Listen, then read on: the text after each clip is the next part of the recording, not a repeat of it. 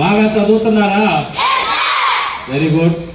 ఈరోజు ఇటువంటి ఒక మంచి కార్యక్రమంలో పాల్గొనేదానికి అవకాశం కల్పించిన మీ స్కూల్ సిబ్బంది అందరికీ, హెచ్ఎం గారికి, ఇతర సిబ్బంది అందరికీ కూడా మనస్ఫూర్తిగా ధన్యవాదాలు తెలియజేస్తున్నా. కొంచెం వేరే పనులు, చాలా మీటింగ్స్ ఉండటం వల్ల మీతో ఎక్కువ సమయం గడపలేకపోతున్నాం.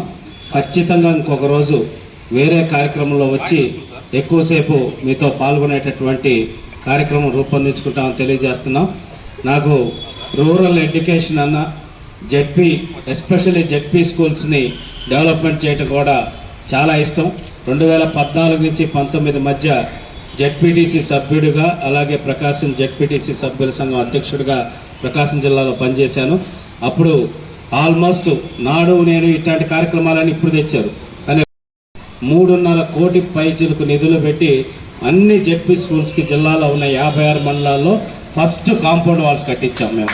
ఫస్ట్ ఎందుకంటే ఒక పిల్లలకి సెక్యూరిటీ ఉండాలి, ఎస్పెషల్లీ గర్ల్స్ పిల్లలు కూడా, ఆడపిల్లలు కూడా ఒక సెక్యూర్డ్ ప్లేస్ ఉండాలి అని చెప్పనేసి ఆలోచించి చేయటం జరిగింది. అట్లా అన్ని జెడ్పీ స్కూల్స్లో కూడా చాలా కార్యక్రమాలు చేసాం.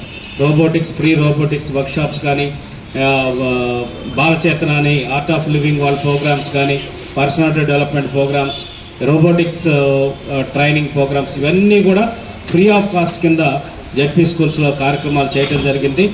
100% నేను నమ్ముతాను, విద్య ఒక్కటే ఈ సమాజంలో ఆర్థిక అసమానతల్ని, సామాజిక అసమానతల్ని మారుస్తుంది అని చెప్పనేసి నేను ప్రగాఢంగా నమ్ముతాను. ఈరోజు మనకి ఎంతోమంది స్ఫూర్తిదాయకంగా చిన్న కుటుంబాల్లో పుట్టి కూడా మన రాష్ట్రం, దేశం గర్వించదగ్గేటటువంటి నాయకులుగా కావచ్చు, శాస్త్రవేత్తలుగా కావచ్చు ఎంతోమంది ఎదిగారు. దాంట్లో ముఖ్యంగా మన ఇక్కడ స్థానికంగా తీసుకుంటే, ఇక్కడ మన ఎమ్మెల్యే గారు ఎవరు? కుప్పం ఎమ్మెల్యే గారు ఎవరు?